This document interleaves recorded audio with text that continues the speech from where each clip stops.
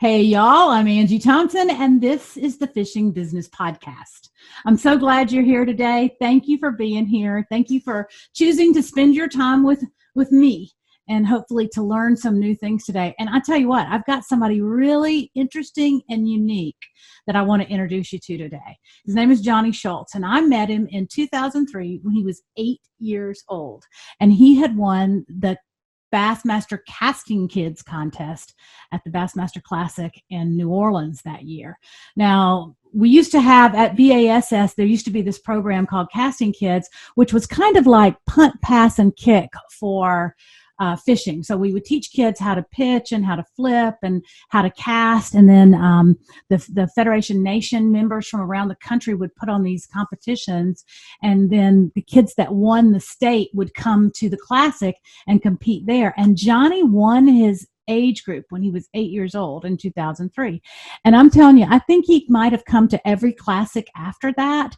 And I would see him every year, and I got to know his parents. And I just knew that Jonny was going to be something in the sport of fishing one day. And he is, but not in the way that you might think. Jonny's actually a YouTube star. Now, he may not say that. He's probably too humble to say that. He's like 25 years old now, has a huge following on YouTube, and actually earns his living fishing on YouTube. So you're going to really find some interesting things here, I think. We're going to meet Jonny next on the Fishing Business Podcast.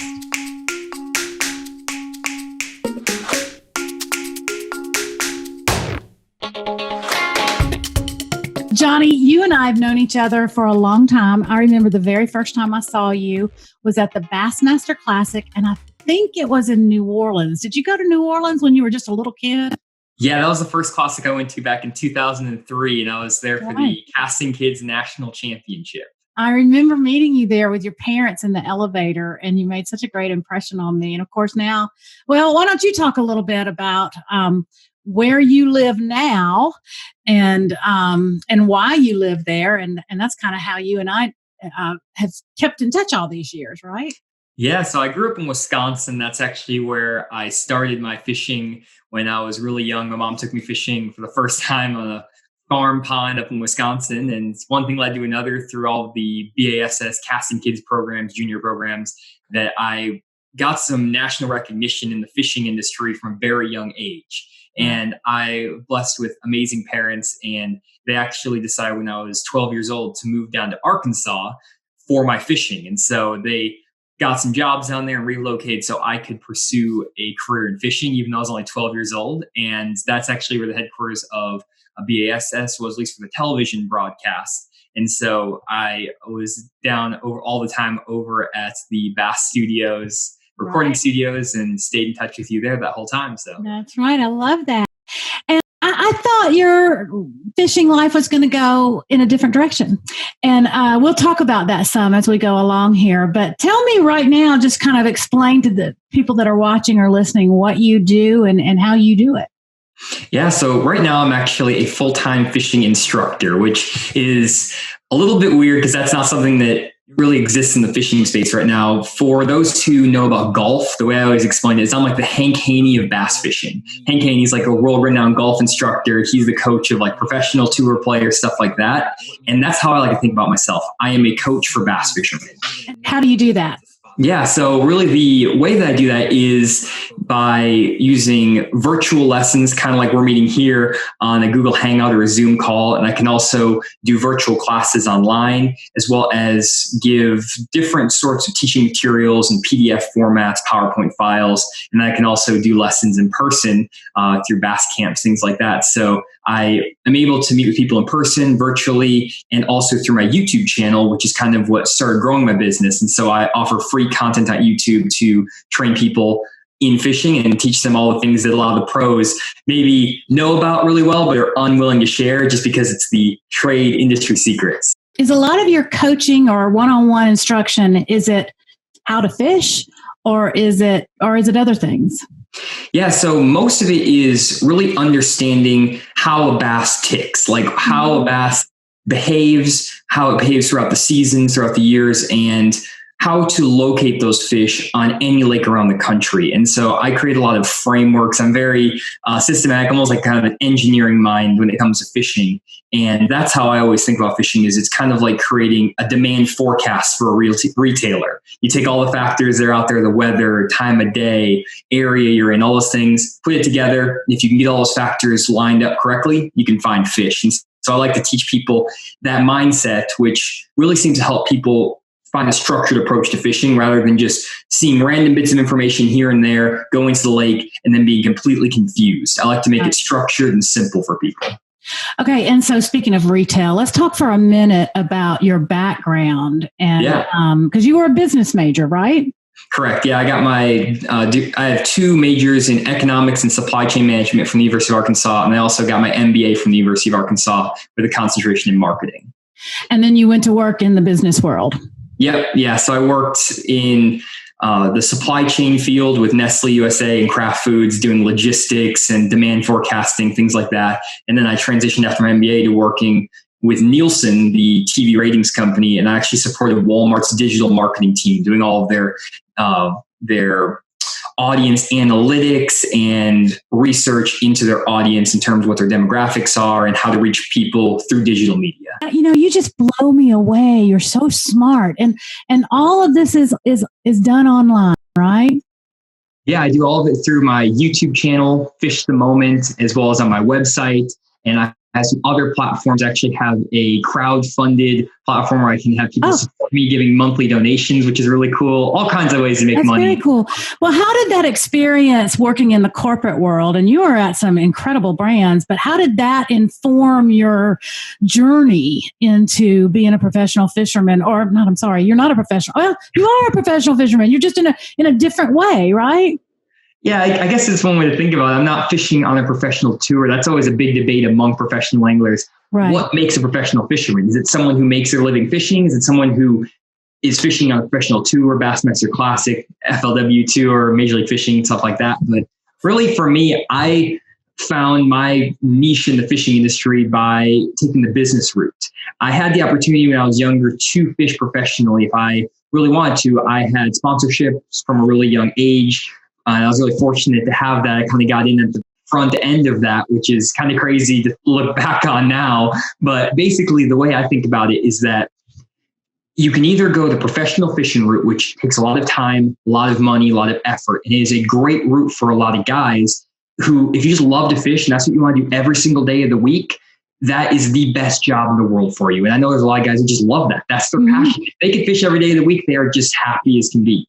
For me, I am not one of those guys where I like to do lots of other things other than just fish. I do business. I like to dig into analytics and data and teach and all these different other things. And so I realized when I was in college and when I was kind of making the decision to fish professionally versus work in the business world, I found that I just liked fishing, for a hobby more than for every single day of my life to make my living. And fortunately, I was able to take my experience in college, and corporate world, and combine them together so that I can fish and do business at the same time, which is just a huge blessing. And I could not be happier with the way it all worked out. I love that. All right. Well, I'm going to take a break here for really quick.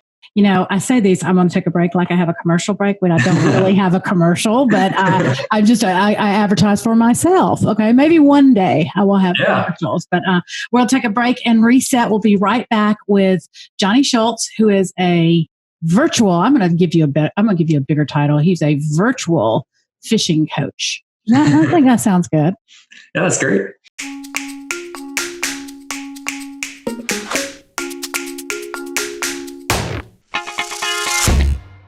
Hey, if you're enjoying this podcast, check out fishingbusinessschool.com, where you can see video uploads of the podcast, as well as my blog, where I give you more practical advice on the business side of fishing. Fishingbusinessschool.com. Come see me over there. So we're back on the Fishing Business Podcast with Jonny Schultz, and I've known Jonny since he was about 3 years old, not that long, but almost yeah, for sure. And Jonny is a fishing instructor. He's really built his business on YouTube. And I want, or at least I say that. You may disagree with me, Jonny, but I really wanted to introduce you guys to him because I feel like there's a lot of different paths you can take to working in the fishing industry. And Jonny has certainly blazed his own path. And listen, at a very high level, because do you still have sponsors? Describe your relationship between your partners and your sponsors, and what part of the marketing puzzle you solve for them? Yeah, it's kind of interesting because the way that media has grown over the years and developed is kind of outpacing the fishing industry a little bit. And actually, like I mentioned earlier in the podcast, that I had 11 sponsors that were at a high level since I was 11 years old. So a lot of the big names in the industry, and I'm actually not working with any of them right now. So even though I still have great connections with all of these companies and I am consistently communicating with them, I'm not actually working with any of them. And what I find is that a lot of companies in the fishing industry right now are still focused on your traditional media platforms. So your TV and maybe your internet, like blogs, vlogs, stuff like that. And they're maybe getting into some of the social media on, the kind of frontier of that in the fishing industry, but they're not as advanced as the rest of maybe the bigger industries, bigger sports industries in the world. And so I've started to partner myself with maybe a little more progressive companies. And an example is Tackle Warehouse. They're a great company that is an online fishing retailer, and they partner with me to do these things called affiliate links, where basically if people click on a link on my website, on my YouTube video, whatever it is, I get a certain percentage of the profits from that link. And that's a great model for me as a influencer, social media influencer, as a fishing instructor. And it allows me to not have to pitch products all the time. That's one thing that's really big in the YouTube space on social media, is being authentic. And it's very hard to be authentic when you're representing a brand and basically being paid to say this product is the best product. Even if you fully believe it, when you're being paid to say something on social media nowadays, it's just not, it doesn't come across as well as that authentic product promotion or product placement. And so I've tried to find ways to generate revenue for my business without having to do those exclusive sponsorships. You can actually show a product in use, how you use it, and then take your viewer through to a shopping cart somewhere. Exactly. And so it's very streamlined process, and I can work now with any company or any bait on the market and generate revenue from using that product without actually having to work with a specific brand. And so for me, that works really well. Now for a professional angler, other people, those exclusive partnerships are invaluable, and that's the way that they make their living. And so if I was a professional fisherman, that's the route I would probably take. But for my business, it's just not the right model to maintain that authenticity with the audience. Yeah, but it's really smart, I think. I think you're doing a really smart thing there, because you're not always having to say this is the best. It's like we hear that a lot on television and tournament coverage. This is the best this is the best that. It's the best bait. It's the best wire bait, and you're not having to do that, right? Yeah, and what I find too is when I promote multiple products, it actually improves the pitch for that product or the promotion for that product, because I am using different brands. And so when I do use that one brand bait, whether it's a Strike King, a Mega Bass, a Zoom, that's the bait I'm choosing to use. And people are going to go buy that product more often because they know that that's the one I chose, rather than just saying every bait I use is from this one particular brand. And I find that it actually improves that trust in me as a content creator. Yeah. Now you pretty much built your following on YouTube, right? Yeah, almost exclusively. And is YouTube gone too far now? Can people still build an audience on YouTube, or is that, you missed the boat if you're not there now already? No, that's definitely a misconception about YouTube. It's not that you're going to miss the boat. There's always a niche in the market that you can fill. And if you want to create videos and you want to put the effort in, you can definitely build a channel, build an audience. The one thing people don't realize about YouTube is that it is a very, very slow growing platform. So what I mean by that is I started my YouTube channel in 2016. And I started my channel in 2016 while I was doing my MBA. And I made 60 videos between 2016 and 2018. And I had 3,000 subscribers in 2 years. I spent 8 hours a day editing, or 8 hours per video. I had 60 videos. That's almost 500 hours of editing time. And then I also spent about another 500 hours filming, learning how to use all the software, all that stuff. That's 1,000 hours I put into my YouTube channel over 2 years to get 3,000 subscribers. And I was getting like 100 views a video. Wow. But then after you hit a certain threshold, you get that 3,000, 5,000 subscribers. There's an exponential growth to those YouTube following. And now, after from year 2 to year 3, I went from 3,000 to 25,000. And now from year 3 to 4, I'm almost at 60,000. So that exponential growth kicks in, but it's a lot of work up front to grow that audience. Right. And you have to have a lot of patience and discipline to do that when not that many people are consuming your content, because you're putting in a lot of work and you feel, I'm sure there are times when you feel like, is this worth it?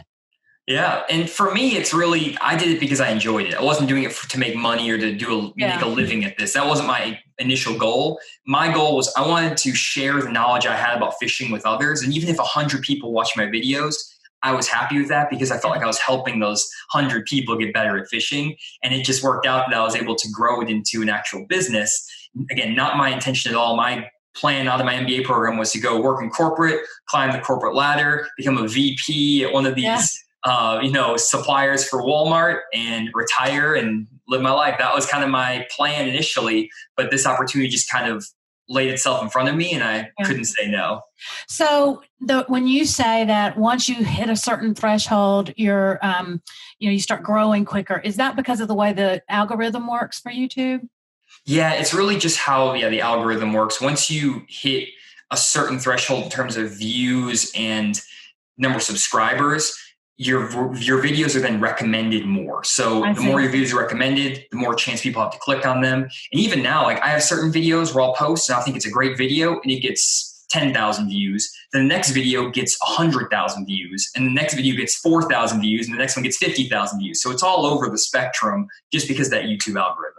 Now, do you keep like Rick Klein kept a database for years of what winning patterns in the water temperature and the air temperature and all that sort of thing? Do you keep any kind of notes like that you refer back to? I keep notes on everything, whether it's fishing, it's my business, That's literally everything in my life. I'm a note taker. I find that more data, I'm a data focused guy. So more data I can take on anything is important.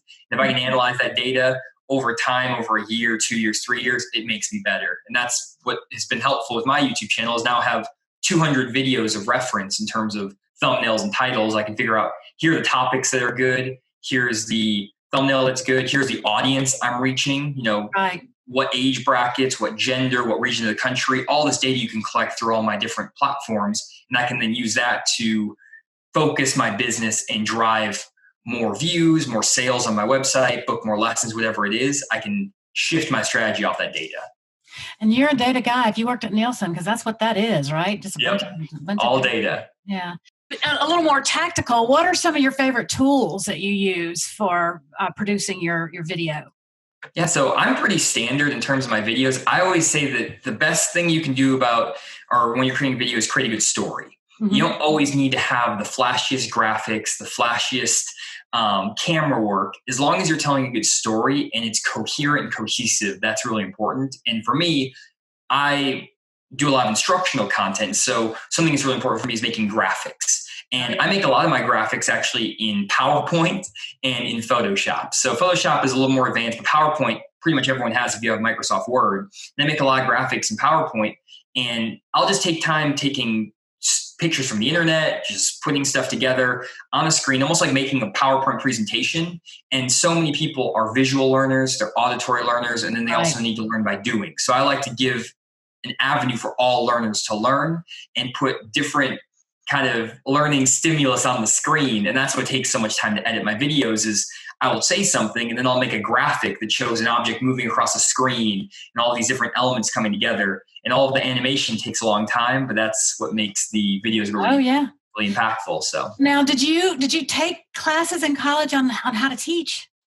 No. So my mom was actually an art teacher. And so it's kind of been, I think, in my blood since I was young. But I just always had a passion for teaching. I've been giving seminars. I gave seminars at the Bassmaster Classic when I was 9 years old on the hog tank for Mercury. I've been teaching kids camps. I've tutored econometrics, micro and macroeconomic theory in college. So I just love teaching and tutoring. So that's always been my passion. Yeah. And that's honestly something I love even more than fishing, to be honest, nowadays. Like, I love the fishing aspect of it, but I love to go fishing to learn so I can teach more. That's what I love. That's great. I love that you're already doing what you love in really in two different ways, in the fact that you're fishing, which you love, and the fact that you're teaching, which you love. It's just a super, I love hearing this. This is really neat. Okay. So what kind of camera do you use? So I use just straight GoPros. So I have a GoPro Hero 7 and a GoPro Hero 5, and all my videos are filmed on GoPros, which is surprising to people because they always think that you need to have these $1,000 cameras, you need to have a cameraman in your boat. For me, I've just found ways to be able to mount my GoPro, put it in place, and I just get the shots I need, and I just make do with what I can do. I'm a single cameraman. I do all the filming, all the editing, all the posting. I'm a one-man show. So Me too. you have to figure out how to do that. And as you know, there's ways to do it. It takes more effort, more time, but as long as you're telling a good story, you don't have to have 4K quality video or perfect camera work. I'm so glad you said that. Yep. I was brought up in the television production world where, everything had to be the highest quality image and the best sound and the best sound and all of that. But I think now people, especially if you're on the internet, because, people are much more forgiving of the quality of the video if the content is really good. Yeah. Yeah. That's one thing I found even with my videos is I actually try to produce TV quality content, but in terms of the storyline and the content within, not so much the production quality. The production quality, obviously I do the best I can, and I will spend hours and hours trying to get as close as I can to that TV quality product. And really that's because of my audience. My audience, which is surprising to a lot of people, as I'm 25 years old, most people would think my audience is my age and younger. That's just the perception people have with someone my age. They see someone who's 20, they talk to 20-year-olds. Well, if you look at my YouTube demographics over 3 years, 75% of my audience is over 35. 50% of my audience is over 55. So I'm talking a lot to 55 and older-year-old people, and they're used to that TV quality content. And so I try to get as close to that as possible just because I know my audience and that's what they want. And so I try to use really good audio. I have like lavalier mics to get good audio. I try to make sure the camera work isn't shaky. So there's ways that you can still get that good camera work, still get that good quality content without having $10,000 worth of camera equipment. Right. Audio is a hard thing with GoPros, though, don't you think? Yeah, there's actually a lot of really good small portable lavalier mics that now are out there. The one I use is the Rode Wireless Go microphone. It is $200. You can strap it to your body really easily, and then I have one that just connects into my GoPro pole, and it lasts for 5 hours. I switch these lavalier mics out halfway through the day, and it gives me crystal clear audio the entire day. So very simple. That's great. Fantastic for you. And actually GoPros shoot an incredible image. Oh yeah, it's perfect. It's all you need really when you're starting out too. I mean, if you're wanting to start improving your video quality and things like that, I would always say do that once you've built up your audience, built up your subscriber base, and you're really good at your content. You can improve your content without spending a single dollar most of the time. You only need to spend the money when you feel like that's a limiting factor in your growth. I heard Brian Latimer say the other day that and this was not too long ago, just a couple months ago, saying that he had shot all of his YouTube videos. I don't know how many followers he has, but he has a good following. Yeah. But he shot them all on his iPhone. He had just recently only gotten a different camera. He had done it all. He had built his audience using an iPhone.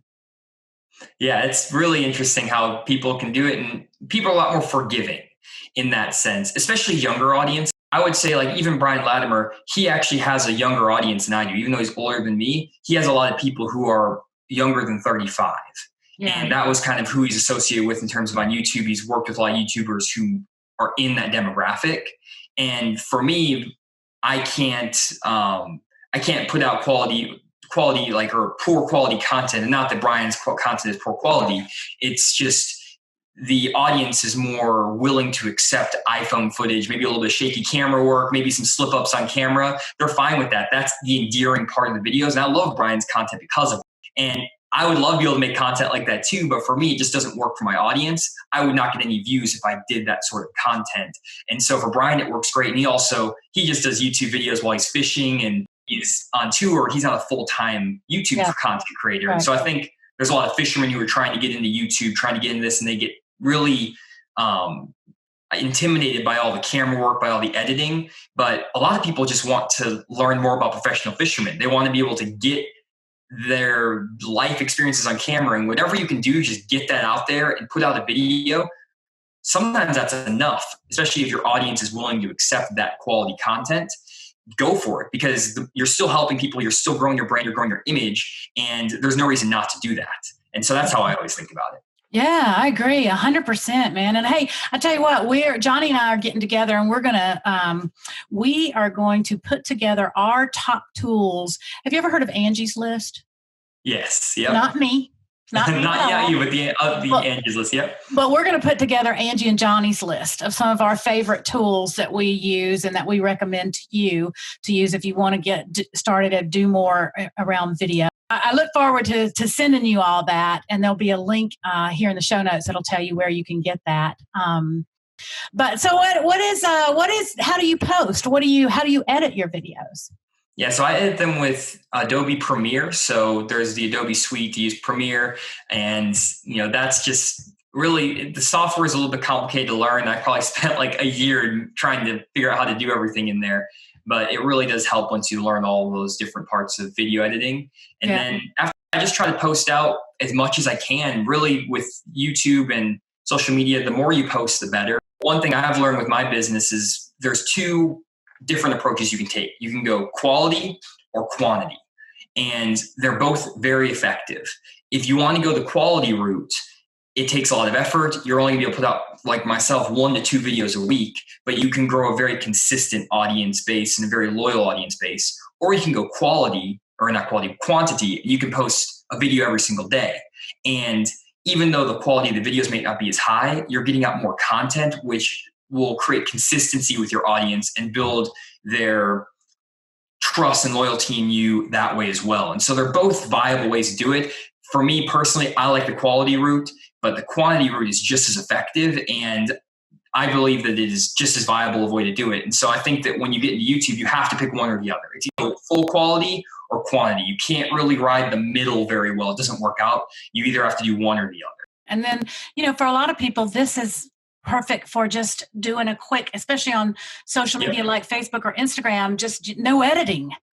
Just shoot live and talk and show your followers what's going on. Yeah, that's the perfect way to start building your audience too. If you don't have the editing skills, make a video, you can chop it up, post it. A lot of the best YouTubers who are making content about fishing on YouTube, they literally will set up a camera, talk to it for 15 to 20 minutes straight, turn off the camera, post a video, and they'll get 100,000 views on those videos. Right. And as long as your content's good, that works. And so there's so many ways to do it. And you can do that with a GoPro too, because you can have an app on your phone where you can quickly download what you just shot, and then you can upload it right from your phone. Exactly. And so there's just so many ways to do it. My way of doing it is the way I do it, just because I am very detail oriented, and I like to make the production quality the way it is. And it's worked for me, but my way isn't the only way.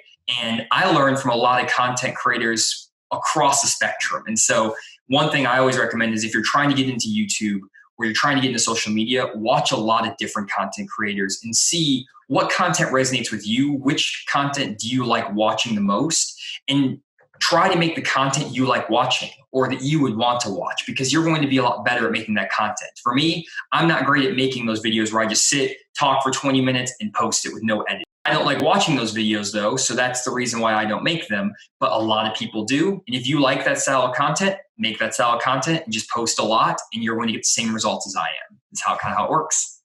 That's so cool. I love that. I really do. Who do you follow? Who would you say, here's a couple of people you ought to follow? So it's interesting because most of my content I watch is actually outside of fishing. Mm-hmm. So what I always recommend is find a topic that you're interested in that's outside of what you're actually the industry you're working in. So if you're making, let's say, fishing videos, maybe instead of watching fishing videos, if you're really big into golf, I used to watch a lot of golf instructional videos, or I like watching video game videos. So I watch a lot of YouTube content creators who make video games or play video games.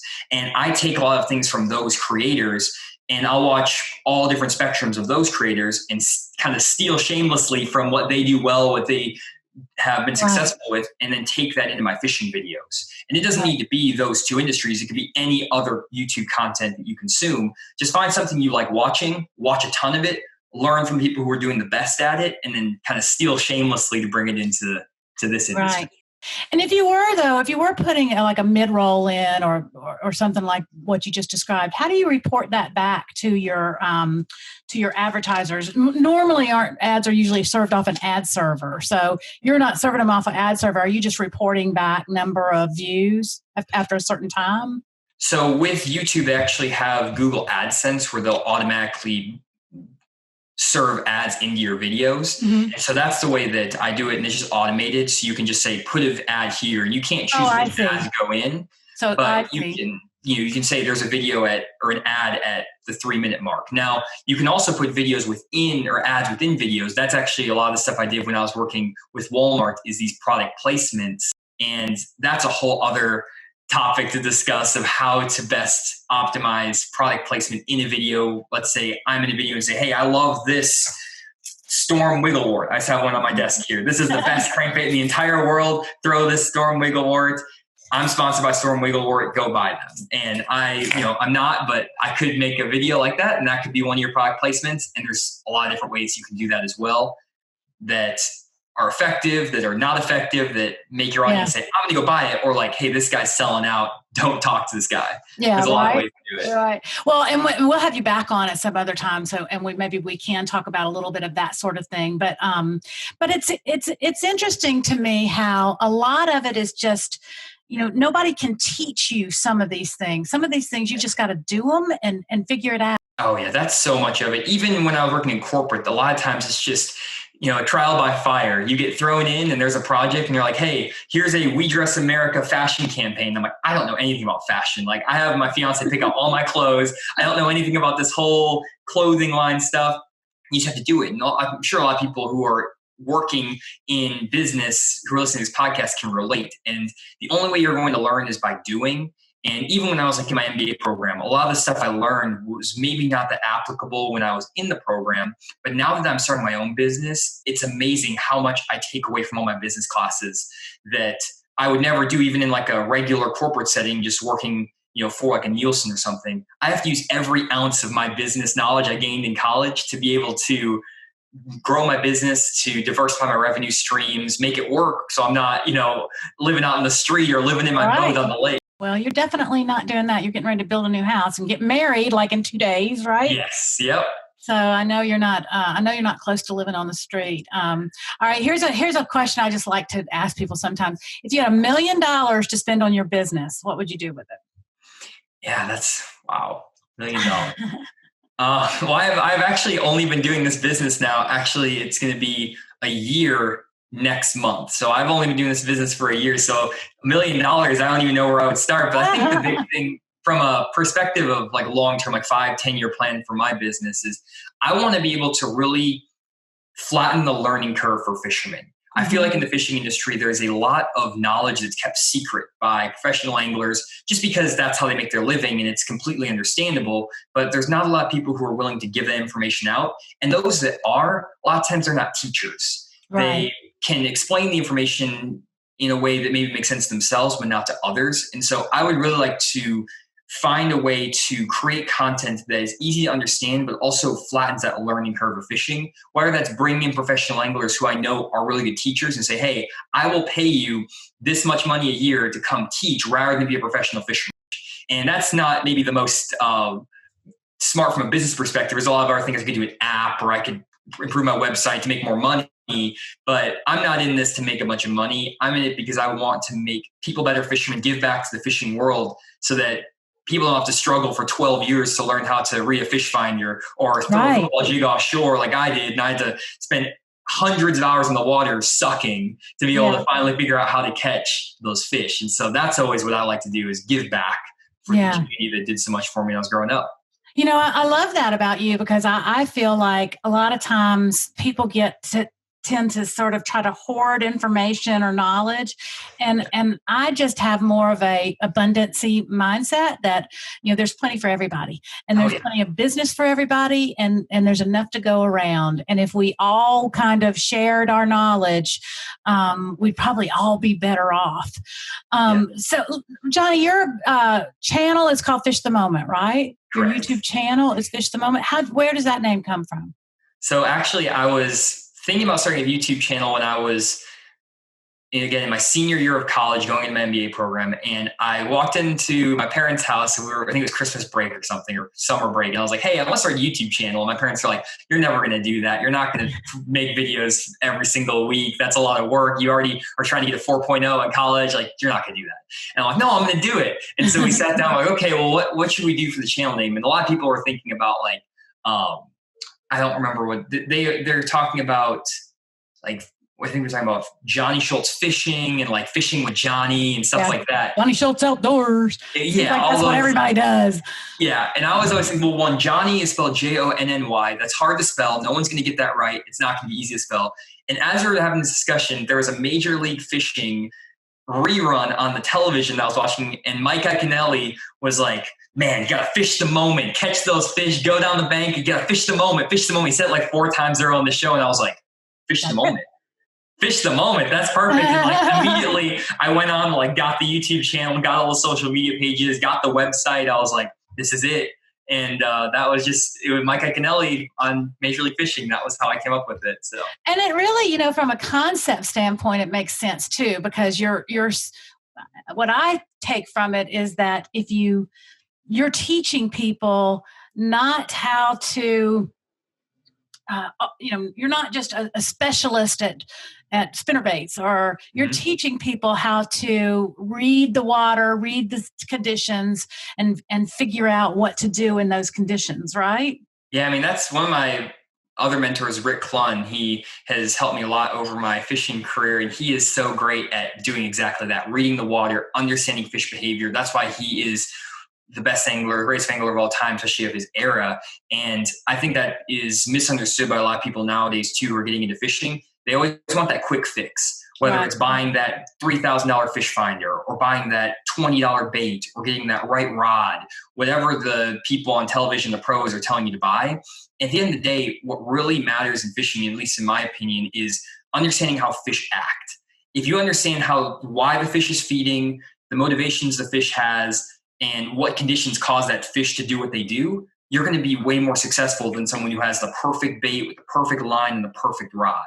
And so that's always how I've thought about fishing. You can go fish with a cane pole with a spinnerbait tied on the end of it from 1960 and outfish people if you know when and where and how to be there. Love that. I love that. And if you guys want to be taught any of those skills, Jonny is your man. And like you said, his channel is Fish the Moment on YouTube. We're going to take a real quick break again, and we'll be right back with Jonny Schultz from Fish the Moment, the virtual fishing coach. I was trying to use my best radio voice there.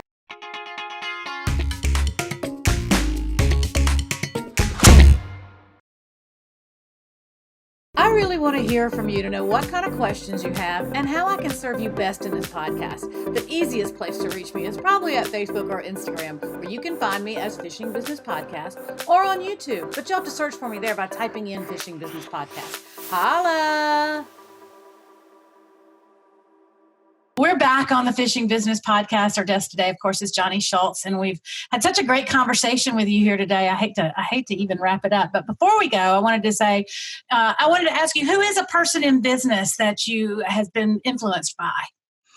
Yeah, it's interesting because it's not someone who's actually helped me from like a tactical or strategic perspective in my business. It's actually my fiance, Haniel. She was the one who actually got me to take the leap to even do my business in the first place. And yeah. That's great.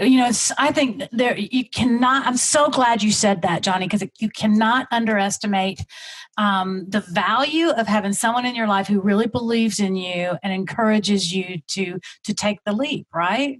Yeah, it was really funny actually, because Haniel started her own business and left Walmart as an engineer. about 3 weeks before I met her. And Wow. she did her own business, and I met her, and we just started talking. And within the first 2 or 3 weeks that we were dating, I told her I could never leave corporate to start my own business. I'm way too risk averse. It's something I could never get myself to do. I was making a really good salary. I was on track to make, a really, really good salary over the years. And I can't just give up that security.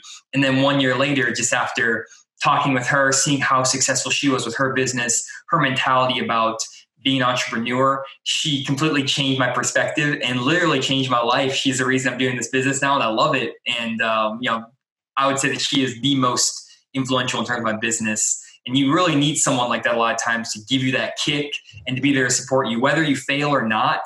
I mean, if I didn't have her to support me in this, I would never be able to take that leap of faith.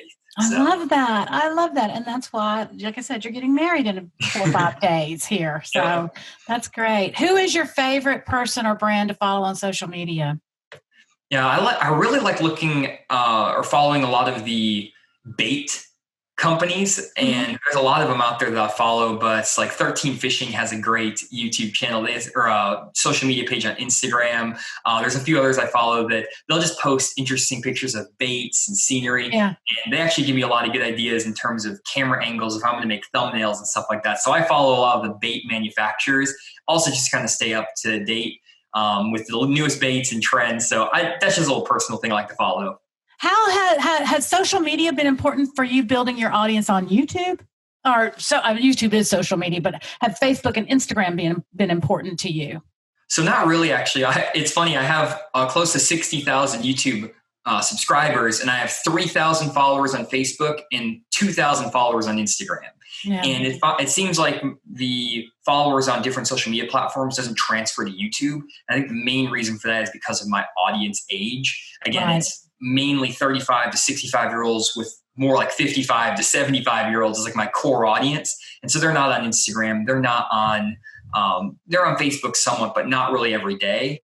Yeah. And so a lot of times they just get onto YouTube and that's their social media. Right. Otherwise they're watching TV, reading the newspaper, magazines. I don't know what everyone does that age, but Yeah. Well, and plus YouTube is owned by Google, right? Yeah.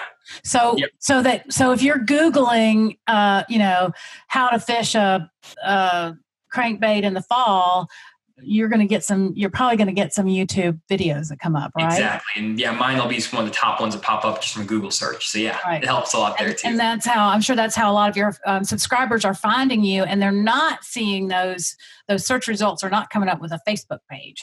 Exactly. And one thing that's also interesting about YouTube, especially with my audience, is that I only have like 23% of my viewers who watch consistently or subscribe to my channel. So I have 50,000 subscribers, but really I have a lot bigger audience that's watching consistently. It's just that a lot of people don't even know how to make a Google account or a Gmail account to go subscribe. And they don't understand what the importance of subscribing is. Exactly. So for me, I always focus on views, but it's interesting because a lot of manufacturers, and if there are manufacturers listening out there, don't always just focus on that subscriber number. A lot of YouTube channels that are out there I see have, especially in fishing, they'll have 100 to 200,000 subscribers. But if you look at their average views per video, they're going to be getting 3,000 to 5,000 views, even though they have 150,000 subscribers. Or a channel like mine has 50,000 subscribers, but I'm averaging 20 to 50,000 views every video. And so it's more about the views, because that's what you really want, is the impressions. Subscribers is just a number. The impressions of the views, that's what really drives your business, drives your sales, whatever it is. Right. But you can't, a brand can't, or someone, I can't go to can I go to your YouTube channel and see how many views a video had? Yeah, you can just scroll through my video page and you can just look and see every video, how many I'm getting. You can just kind of average it up. Yeah. Just some quick math. Love that. Okay, best business advice you'd give to somebody trying to start out? Number one is, I have two, I think. Number one is know your audience. That is the number one thing, and I know that that's your top tips. This can be on Angie and Johnny's list as well. Know your audience. And for me, that is the core thing, especially as we're talking about, like with me, you would think my audience would be 25-year-olds, 30-year-olds, but it's not. It's 50 plus. And so if I didn't know that about my audience, my content would be very different. And I think a lot of people go into the social media content creation phase and they start making videos for a specific audience, but then they realize their audience is very different and they never actually associate the type of audience they're making content for versus who's actually watching their videos, and they don't grow as fast because they've never really honed in. And even when I'm making like changes to my website, introducing new products, making social media posts, whatever I'm doing, I have a person in mind. So it's very specific. So for example, for me, my person is a 50-plus-year-old person who worked in corporate for 20 to 30 years, had kids, fished when they were younger, had to give up fishing because they were either getting married, they had kids, they had their job. They're now getting back into fishing, are either recently retired or their kids are just getting out of the house. They have all the money in the world to spend on fishing and the time, and they want to learn to fish. That's how specific my audience is. And I try to make, I have a person in my head who I try to make my videos for, and it's that specific.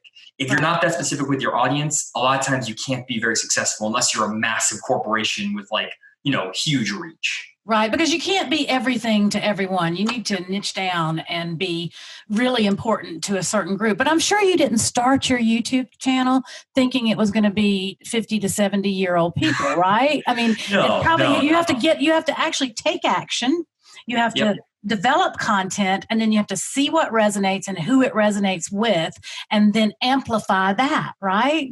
Yep. It's just always with that strong focus of find your audience. For the first 2 years of YouTube channel, if you start a YouTube channel, find the audience. That's your biggest goal. Not getting views, not getting subscribers. It's find your audience. Once you've identified your audience, then you can get that exponential growth along with the algorithm. God, I feel like I could just talk to you all day, Jonny. And I do want to. We'll do it again. We'll get our Angie and Johnny's list together. We'll give it out to you guys and to our best tips and hacks for creating video.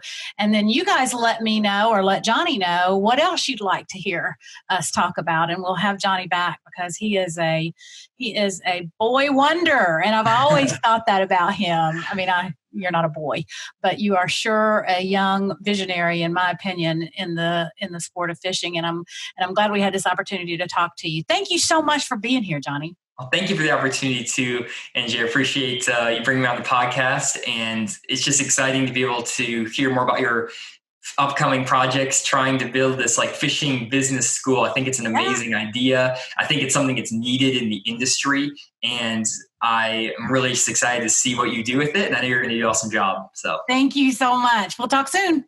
Yeah. Talk to you soon.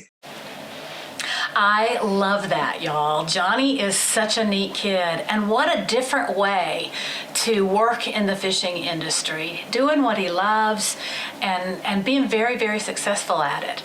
I really am impressed with him, and I can't wait to see what he does next. Now, like I mentioned there, we have a freebie for you. Jonny and I got together and made a freebie of our favorite tools and tricks and tips and hacks for making video. I was a video producer for years and years and years for ESPN. Jonny obviously makes his living as a video content producer for YouTube. And so we've got some things we want to share with you. If you'll go to fishingbusinessschool.com/Jonny Schultz, that's fishingbusinessschool.com/JONNYSCHULTZ, you'll find a download there of our favorite hacks. I'll also put it at fishingbusiness.com/Angie and Johnny's list. How about that? That's easier. fishingbusinessschool.com/Angie and Johnny's list. And then you can download that freebie of our favorite tools. I think you're going to like it. I can't wait to see what you guys do with it. Again, come see me at Facebook at Fishing Business Podcast. I'm on Instagram, Fishing Business Podcast, and of course, fishingbusinessschool.com. Let me know what you think. Comment on YouTube. Comment on Apple iTunes, and let me know what you're thinking about this and what I can do to serve you better. I'm going to sign off now the way Jerry McInnes always signed off his show, The Fishing Hole. This is dedicated to Dad, because he always had time to take me fishing. Thanks, y'all. See you next time.